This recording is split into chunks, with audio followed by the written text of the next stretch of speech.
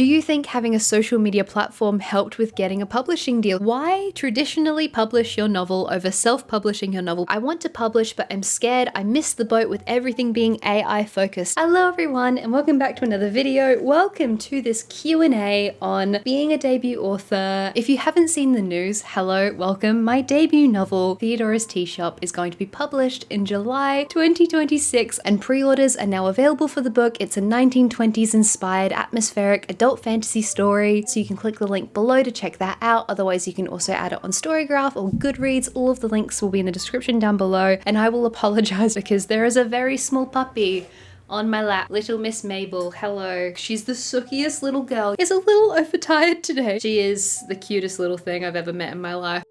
All right, off we go, little miss. Come on, Mabel Moo. Come on, darling. First question is from Kate, and she asks, what's next? So now that I have a publishing deal for Theodora's Tea Shop, my intention is to get as much of Project Spiegel Tent done as physically possible. That's my kind of artsy, creepy, epistolary novel that I'm currently working on. I'm aiming for it to be about 70,000 words. I'm on draft 2 of it. It's been a bit of a trial because it has a very, very different voice to Theodora's Tea Shop. It's set in the modern world. It's doing some interesting stuff with the structure, and so it's been a bit challenging. I'm trying to get as much of draft 2 of that story done before I have to do my edits with the publisher for Tea Shop, because I haven't actually started that yet. That's going to be in August and September. I'm going to be doing those edits, and then after I finish those edits, I'll hopefully finish Spiegel Tent draft 2. I'm hoping that draft 2 is going to be pretty polished. I'm going to send it on to my literary agent, and then I have another project I'd like to work on this year, but I'm kind of tossing up between 2 different ideas. One is going to be much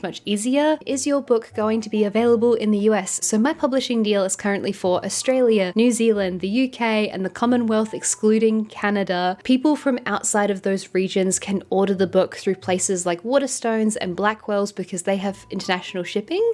I think we've worked out that currently you can pre-order it through Blackwell's. I don't think you can currently pre-order it through Waterstones, but you should be able to order it once it's actually on sale in July next year. So right now we don't have an official US publishing deal for the novel, but hopefully US readers will be able to order through those different international websites. I would just say check out the UK booksellers with international shipping. Did you negotiate for the final amount of the publishing deal, or did the agent do that? So this is one of the best parts of having an agent, and basically when I say the best parts, you don't really have a choice. If you want to publish with a big publisher in the Western market, you have to have a literary agent. But one of the benefits of having them is that basically they do all of the money talk for you. So your literary agent does not get paid until you get paid. I have a lot of people message me and ask like, oh my God, is a literary agent expensive? And basically a literary agent doesn't cost any money, like no money up front. They basically just take a cut of whatever you get paid, because you as the author, you have to maintain your relationship with the publisher from a creative perspective, but your agent can be the one who comes in and has those hard conversations and organizes a book to go to auction and all of that kind of thing. So no, the agent takes care of that. You as the author don't have to do any talking about money. Do you remember any impetus that led to the idea for Theodora's Tea Shop? So basically one of the impetuses, I don't know what plural of the word impetus, impeti. What is plural of impetus? It is impetus. It's not like intipode. No.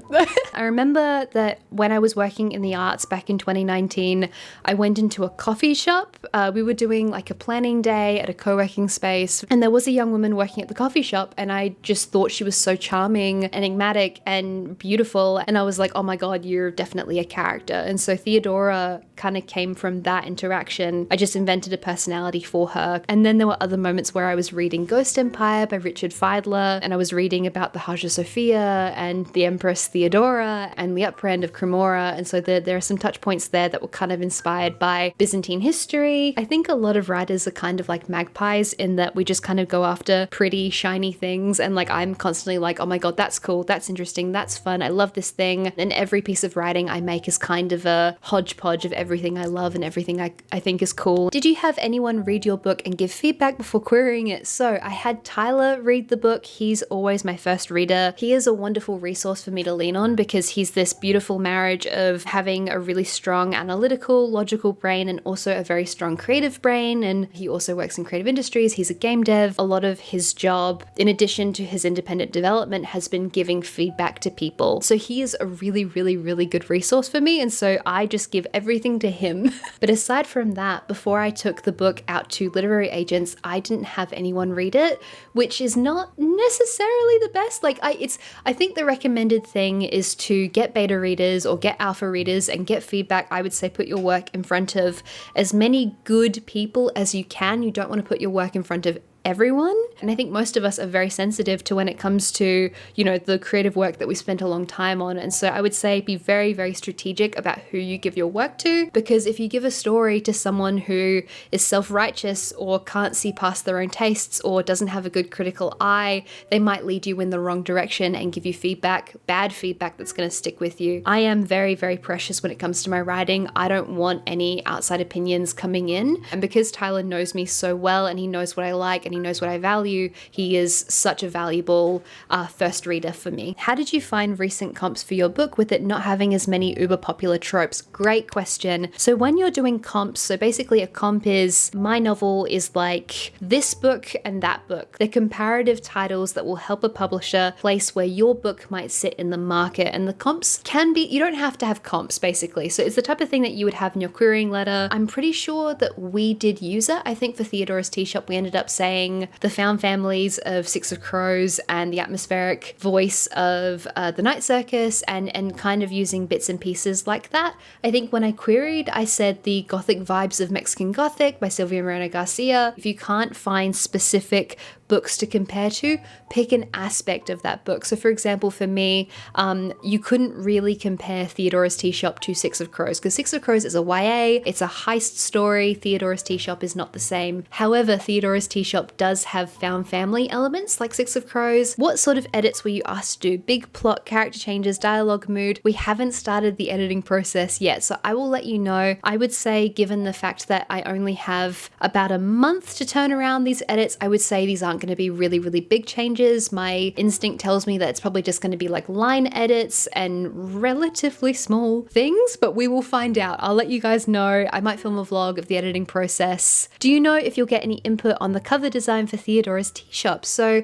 the cover is one of the things that the author kind of famously has the least amount of power over. So far, my publisher has been really, really beautiful. They've asked my opinion on everything. I think they probably will ask my opinion on the final cover because my opinion did get asked on the holding cover. Yeah, no, the publisher has final say on the cover. I think they'll ask my opinion, but my opinion won't be gospel here. So the cover is very much their area. They get final say. What questions did you ask the 3 publishers before deciding? I was very, very lucky to have my book go to auction, which meant that I had offers from multiple publishers, which is very much a dream situation to be in. And so I got the amazing opportunity to have meetings with each of the publishers to ask them a bunch of questions. And I also did the exact same thing with agents because we got like 6 offers for the novel. So I did the same thing with agents where I kind of had a bunch of questions I wanted to ask. I think for me, the most important thing is to be on the same page in terms of the editing, in terms of the vision of the story. And so the main question that I had for each of the publishers was, what is your editing vision? The author has final say on the edits, but like it's better to be on the same page creatively. The other big question I wanted to ask was about marketing, like what was the marketing plan? Where would we be spending our time and our effort? You know, my background is in marketing. I had a marketing career. I have a commerce degree. So the inner marketer in me definitely came out in those meetings. If someone were to say like, oh, we don't really have a marketing plan yet, big red flag that says to me like, oh, they don't really value it. They're not really going to put much effort into it. And so yeah, no,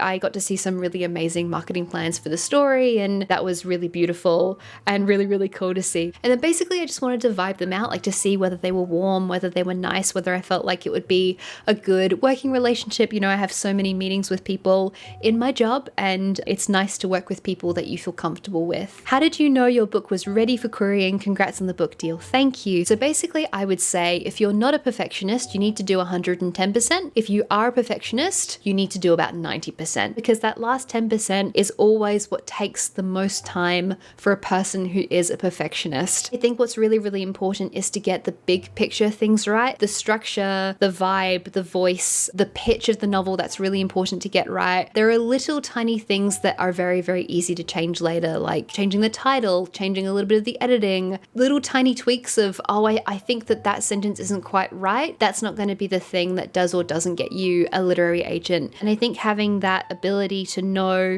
when something is ready and when it's not ready is just something that comes with experience. For so much of this, I've just trusted my gut. Basically, I just followed my instincts. What do you think has grown the most in your writing from the first novel you queried to Theodora's Tea Shop? Oh my God, it is night and day. My ability to do every single disparate skill is so much better than it was. I think I've always loved the prose level of the writing. I've always loved figurative language. I've always loved imagery. That's the kind of stuff that has always come like more easily to me than other stuff. But I think what's definitely better is my dialogue and my ability to write big structural things like character arcs and pacing and all of that. That kind of stuff is the kind of thing that can take hundreds of thousands of words to learn how to do. And it definitely took me years and years and hundreds of thousands of words to learn. What is something that surprised you throughout the journey? How long everything takes. And here's the thing, I have hyper-focused on publishing and writing for a decade. I've watched so many videos and I've read so many resources. I knew that this was something that took a long time. I knew that from the moment you submitted a novel to a publisher,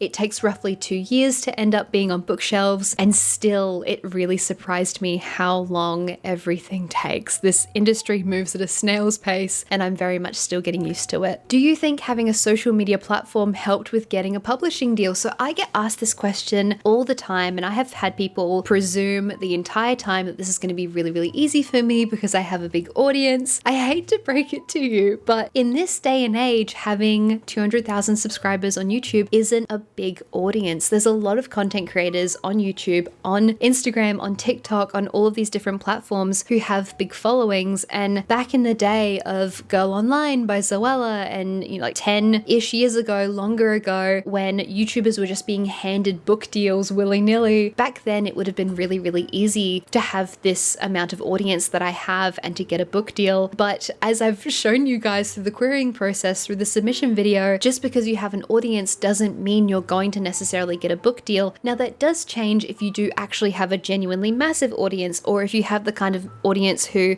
is really, really easy to monetize. It's not just the numbers, it's the kind of audience you have, it's how switched on they are, it's how likely they are to convert for a sale. And also, just to put this into perspective, most of my viewers are from the US and from Canada, and that's where we don't have a publishing deal, right? Now we can look at the positives here. I know that I got my publishing deal based on the merit of my writing and not just because I have an audience and because I'm a person who wants to have a long career as an author. That's really, really important because I know that hopefully this isn't just a flash in the pan. I hope that this is going to be hopefully a sustained career that I can have after this book. Also, it's really, really good because it means that you don't need an audience to get a publishing deal. Like I get asked this question so often, do I need a YouTube channel? Do I need an Instagram? Do I need a newsletter? No, you don't need any of that stuff. 100%. You just need to write. And if you have 15 hours to spare each week for your hobbies because you work full time and maybe you have a 16-week-old puppy who takes up a lot of time, or maybe you have kids, or maybe you have a disability, or there's something impacting your ability to spend time on whatever you want, I would say put that 15 hours a week into writing. Don't waste your time doing other stuff that you think you need to do in order to write a novel. What you need to write a good novel is just to sit down and write. Obviously, having an audience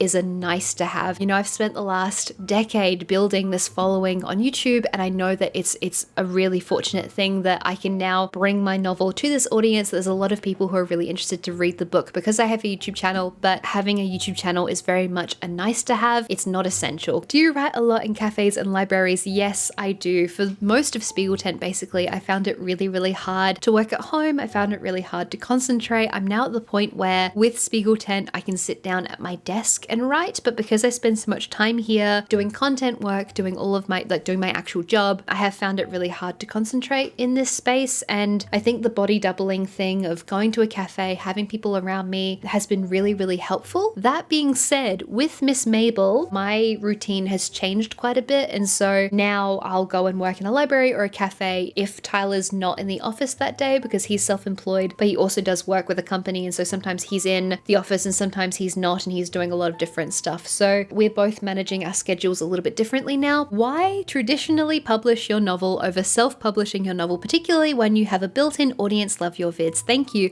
I get a lot of questions about this, and a lot of really angry sounding questions of people who I think are for some reason quite offended that I have not wanted to self-publish Theodore's Tea Shop, and people who have not understood why I would bother with traditional publishing. Here's the thing with me and self-publishing. I have already self-published a book. So A Year in Tōkyō, I have a stack of them up there, but I can't be bothered going and getting them. A Year in Tōkyō is a self-published book, and the reason why I wanted to self-publish that is because A, I didn't think it would have a large commercial audience. I didn't see that book thriving in a world market. B, I wanted the book to be released as quickly as possible, and because publishing has such long timelines, I thought that the 2 years it would take to get published would kind of invalidate the value that that book has. Obviously, because it's a guidebook, there are things in that book that are now out of date because it's been such a long time since I've written it now. And C, I wanted complete creative control over it. It was very much a passion project that I just wanted to put out into the world. The difference between traditional publishing and self-publishing now is not that one makes you an author and one doesn't. So if you're a self-published author, you're an author and you can have an amazing career and you can fill gaps that the traditional publishing market is missing, and there's a lot of pros and cons to each. The thing is though, is that they're very different career paths. Being a traditionally published author means that you have an entire team around you. It means that there are experts on distribution who get your books into bookstores and libraries, and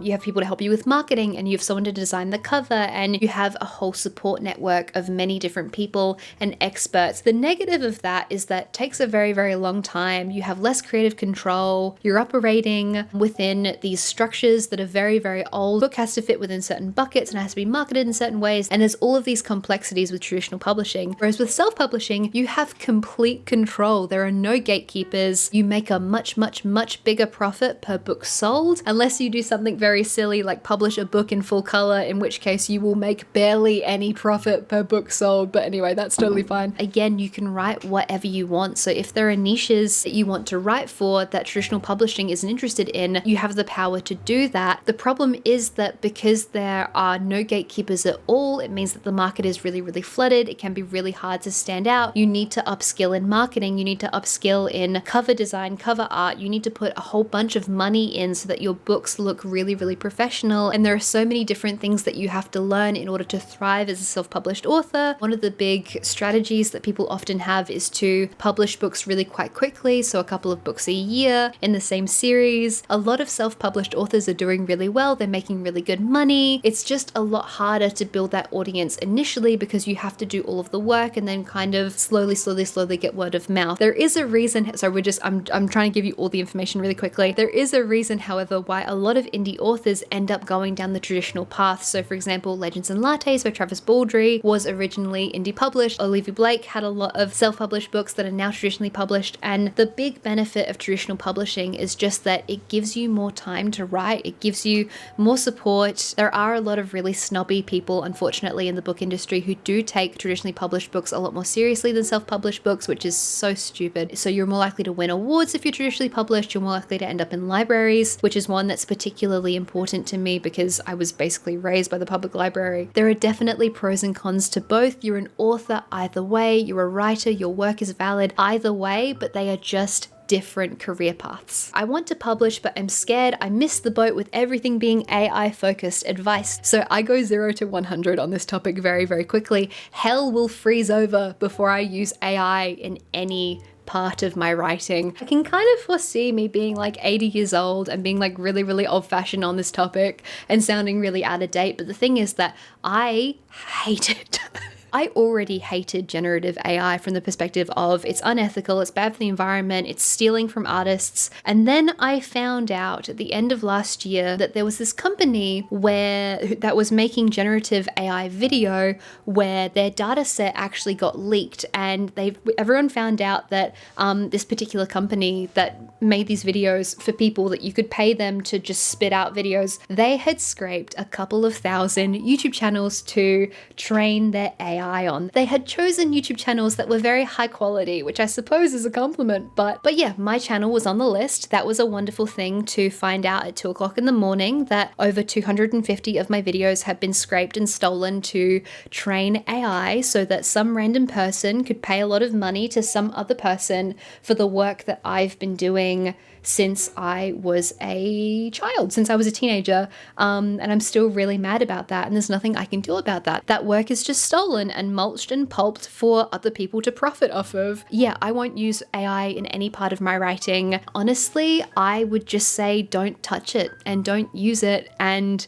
it's so much more valuable to build up that skill set. And what AI is it's not an intelligent thinking thing that comes up with creative new ideas. It just takes a lot of stuff that has come before as its context and gives you the most predictable answer. And also AI is now training AI off of itself, and it's becoming like a massive mess. And there's plenty of people writing amazing novels right now not touching AI. You don't need it. And even down to the point where in Microsoft Word, like a lot of the spell check is being powered by AI now, and a lot of it is incorrect. Like a lot of the Oxford commas are flagrantly, categorically wrong. A lot of the word usage is just incorrect and wrong. And so I get real irritated about this, because I've obviously spent tens of thousands of hours learning this. You can still write amazing novels without using AI, and I won't ever be using any AI in my writing. It's really gross to me. I hate it. I think there's so much value in things being difficult sometimes. I think there's so much value in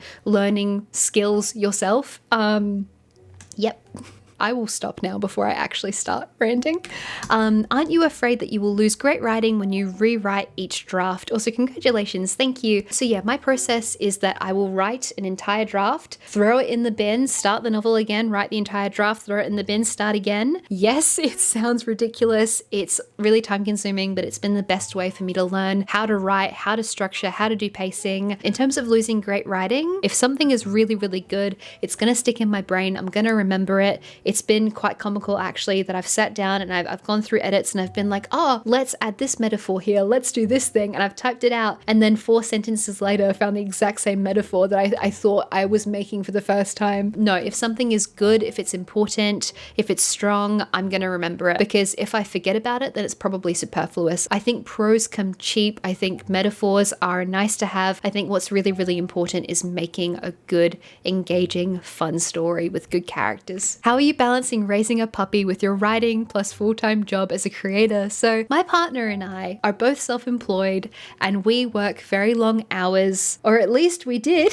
It's actually been really good in a way, because it's meant that I have had to actually take a bit of a step back from work and just start working actually normal human hours. Because little Miss Mabel, the kind of strategy that a lot of people have with puppies is that they sleep for 2 hours and then they're up for an hour and then they sleep for 2 hours. So she has a whole schedule of, she gets brushed every day, we feed her at these certain times, this is how much time she has for walking, this is, and we've done so much research and we have a process. And also something I didn't consider is that our house gets a lot dirtier a lot quicker, and so vacuuming and mopping is now something that has to happen a lot more consistently because her little paws get muddy. Honestly, just going with the flow. So right now it is 1:42 p.m. I was meant to film this video at 11 a.m. It is what it is. I am really, really privileged to be self-employed. I'm really lucky that I can kind of suit my schedule around her and what she needs. And Tyler and I, as always, are a team with everything. So we have days where he's at home and I'm away, and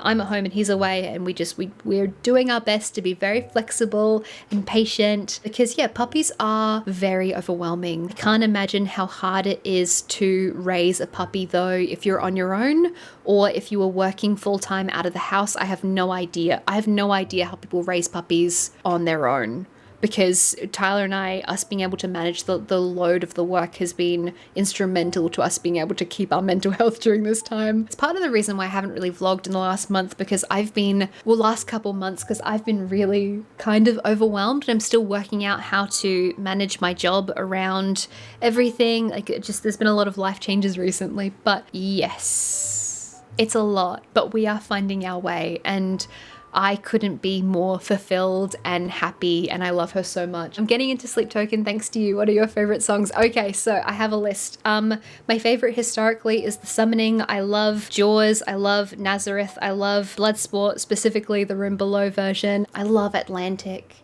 I love Basic. Oh, Caramel from the most recent album. The most recent album was fine to me. I think Take Me Back to Eden was much better, but I loved Caramel and Gethsemane the most. I listened to Caramel at like 3 o'clock in the morning or whenever it was that it came out, and we realized, and I kind of teared up a little bit. I loved it. I thought Gethsemane wasn't. We listened to Gethsemane in a park in Tōkyō. I listened to Provider when I was on a train, and oh my god, the line, the moment where the lyrics rhymed I see you with I see you, I scoffed a bit too loudly on a Tōkyō train. I found it very funny. And the final question of today's Q&A, do you ever see yourself quitting YouTube? I have been making YouTube videos since I was 17. Like I just turned 17 when I made my first YouTube video. No, not really. Like I love video as a creative medium. I love cinematography. I would love to work in film or produce something eventually. Like I need to stop swinging my chair. I'm sorry. I love video as a medium. I love having this platform. This YouTube channel has been such a special and important thing for me. I will start getting emotional if I talk about it, but I started the channel when I was in university and I had no resources, and I couldn't really be a booktube channel to begin with because I couldn't afford to buy books. And, we moved to Japan, and this channel has really grown and changed with me, and everyone has been so kind and so supportive and so lovely. And there's a lot of negatives to having a YouTube channel. And I've had to do a lot of growing and during the time of having this channel, but it's such a special and precious thing that I built entirely on my own without anyone's help, like with no capital. I'm the only person who's ever edited videos here. Like I am really, really, really proud of what I've built with this channel, and I don't think I'd ever stop making videos. I would love one day to be a full-time author, but I can't ever see myself not making videos. I love making videos. I love this platform. I love this community. Even if it wasn't technically my job, I would still be making YouTube videos. So yeah, no, I love it here. I love making these videos. I've had such a complex relationship with the channel over the years, but I don't ever see myself stopping making YouTube videos entirely. So anyway, that is the end of my Q&A. Thank you very much for having patience with me because my brain is all over the place. We're still learning how to manage Mabel. So you can pre-order my debut novel, Theodora's Tea Shop, by clicking the link in the description down below. We also have Goodreads and Storygraph where you can add the book. And before I go, I did just want to say a massive thank you to everyone over on Patreon for supporting my videos. Without the beautiful people over on Patreon, I would not be able to do this as a job. So huge thank you to everyone over there. Over on Patreon, we have a whole bunch of bonus content, bonus videos. This month, I'm going to be filming a video on character arcs, how I do character for the Wyvern tier. We have writing updates. We have our Discord channel. We have a book club, all of these amazing things over on Patreon. So if you want to check it out, please click the link in the description down below. Take care, everyone, and I will see you next time. Bye-bye.